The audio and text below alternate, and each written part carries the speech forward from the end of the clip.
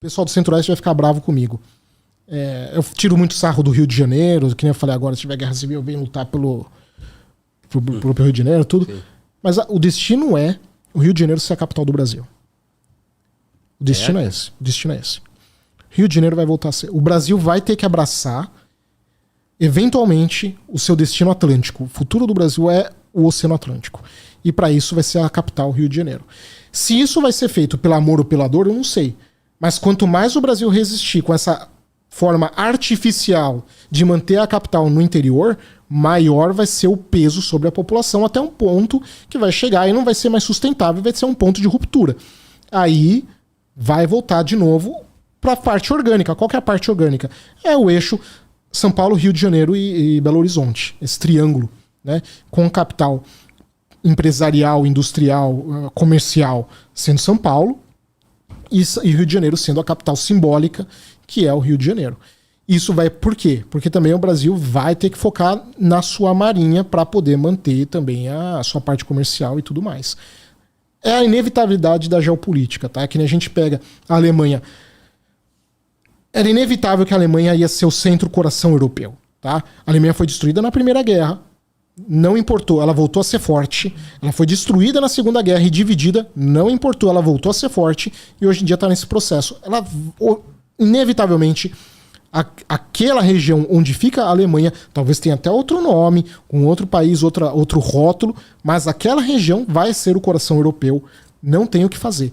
Ou então, as Coreias, inevitavelmente, por mais que tenha diferença entre o sul e o norte, as Coreias vão se unificar. Talvez demore, talvez seja doloroso, mas vão unificar. E o Brasil, diante dessas forças inevitáveis, a grande força inevitável é o destino atlântico do Brasil. E isso vai puxar a capital de volta para o Rio de Janeiro. E com o apoio de São Paulo ainda, pode ter certeza. Pô, hoje parece inimaginável, né? Rio de Janeiro. Não sei se parece tão inimaginável assim, porque se você parar para pensar, Rio de Janeiro ele foi traído. Sim. Ele era a capital.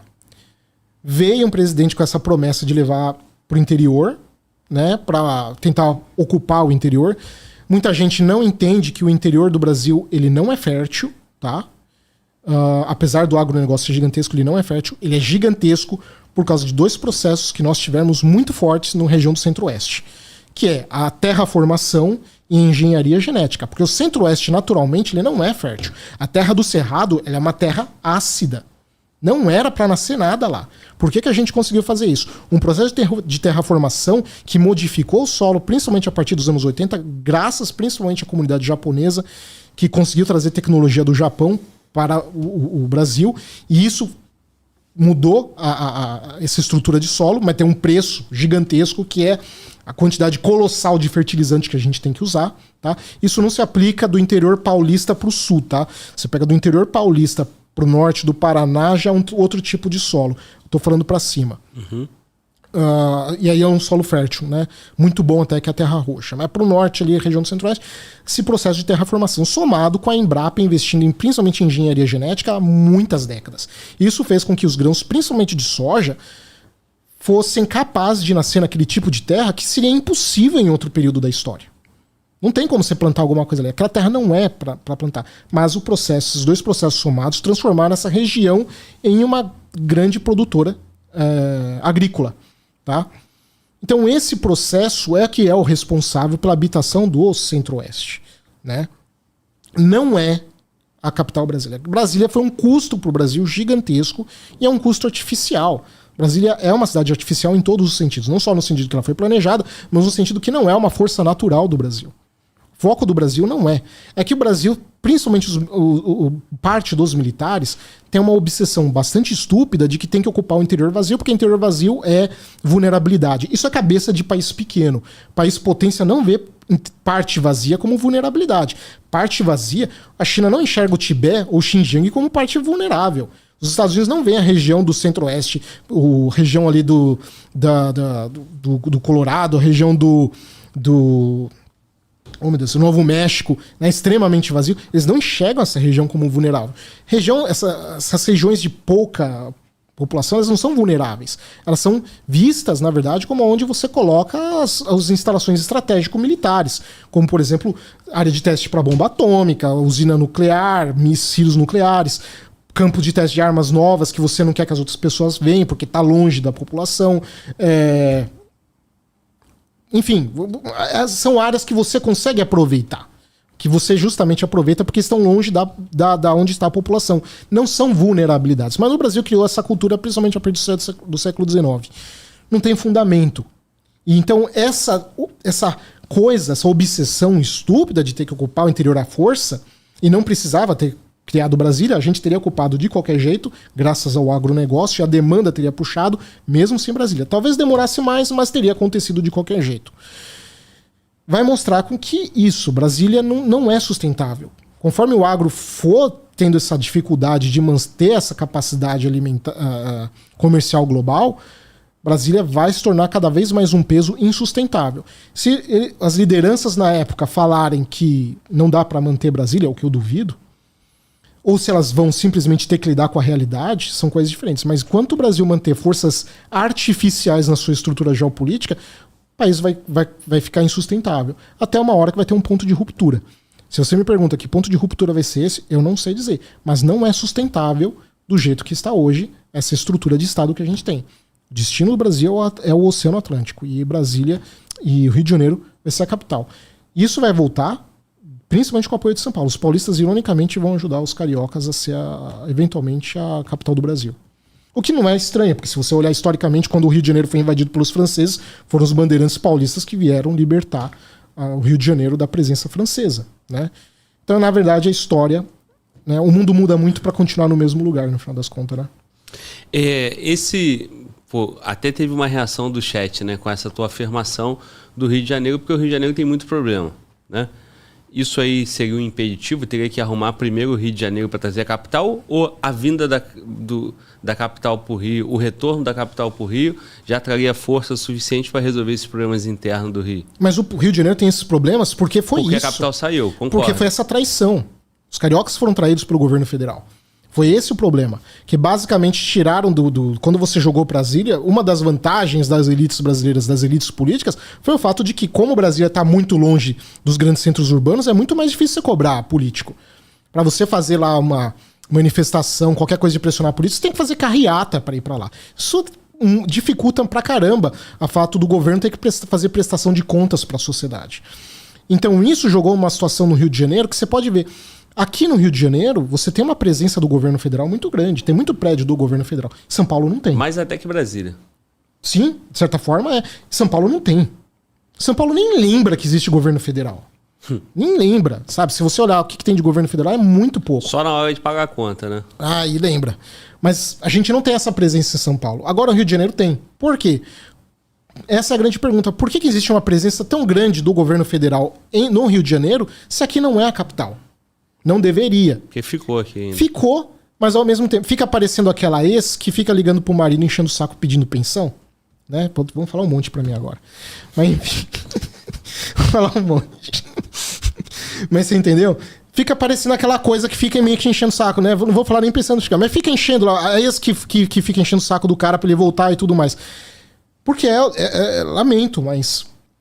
O Rio de Janeiro não conseguiu se livrar do governo federal para poder andar com as próprias pernas, ao mesmo tempo que o governo federal não consegue abandonar o Rio de Janeiro, porque aqui é a capital orgânica do Brasil. Então ele também não consegue. Então fica uma coisa, não vai nem lá nem cá. Então assim, eventualmente isso vai levar... A geopolítica é inevitável. Pode demorar. Quanto mais demora, cada vez maior os juros.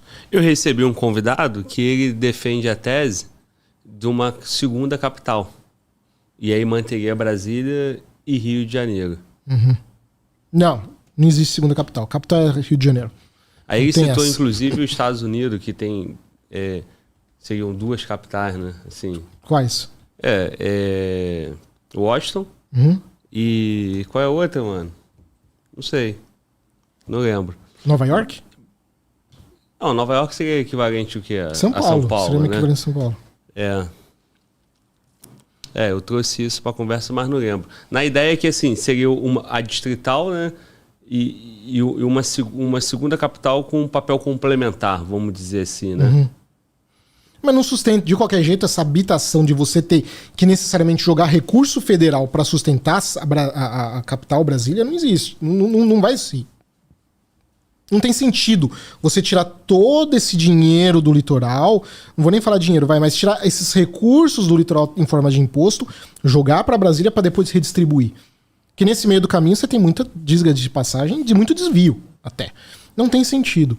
Deixa as coisas seguirem a sua, como posso falar, a sua tendência natural, que ela vai seguir. Não adianta, eventualmente isso vai acontecer. De novo, talvez não seja rápido, talvez não seja na boa intenção, talvez não seja no amor, mas isso vai vir. Talvez não seja nem mesmo como um país que a gente conheça como o Brasil, porque não tem como prever o futuro, mas não vai dar para sustentar essa situação. O Brasil está chegando a um ponto de ruptura. E essa crise demográfica só vai acelerar esse processo. Porque é questão de tempo para você começar a ter uma deterioração também da infraestrutura. A gente não cria infraestrutura praticamente desde os anos 80. Ah, mas o Lula investiu tanto na época... Mentira! PAC. Fez muito pouco. Muito pouco. O grosso da nossa infraestrutura foi governo militar. Gastou muito, né? Não necessariamente... Mas foi o pouco que... Assim, o pouco que a gente tem, ainda por cima, esse pouco foi no governo militar. Foi pouco, mas é o que tem. Se 90%, tô chutando o número antes que alguém fala fonte. Não tem fonte, tô chutando mesmo. Mas o grosso da nossa infraestrutura foi no governo militar. A maior parte do que a gente gastou de recurso em infraestrutura da gestão é a manutenção da infraestrutura já existente. Porque isso deteriora. Você tem um custo também gigantesco para você manter. Não é fácil. Mas ampliação de infraestrutura, a gente teve muito pouco. O governo Bolsonaro, por exemplo, foi o governo que menos investiu em infraestrutura. Que criou o mito que ele foi o cara que mais investiu. Mentira também. Então, assim, tanto o Bolsonaro como o Lula investiram muito pouco em infraestrutura. Tanto o PT como o Bolsonaro. O Bolsonaro até menos ainda. Muito pouco em termos de infraestrutura. Tá? Agora, tem um custo dessa manutenção. Como que você vai fazer essa manutenção com uma população cada vez mais envelhecida? A conta não bate. Tá? E tem gente que nesse sentido vira pra mim e fala: mas a inteligência artificial, vem aí, a robotização. Esse pessoal acha que a gente tá em Singapura. Que a gente tá na Coreia do Sul. Eles acham que aqui é tudo automatizado. Meu filho, se você fazer entrega por drone aqui... Nos Estados Unidos tentaram entrega por drone e roubaram os drones. Você imagina no Brasil. Você entendeu? É. Não vai vingar. A gente não tem esse processo tecnológico que eles têm lá. E mesmo que a gente não fosse acontecer esses problemas, a gente teria que produzir os drones, porque os drones deles que eles estão usando lá são produzidos por eles. A gente não produz drone. Sim. Teríamos que importar. Como que a gente vai importar com uma população cada vez mais envelhecida? É um problema enorme. A bomba que vem, o pessoal não tem ideia.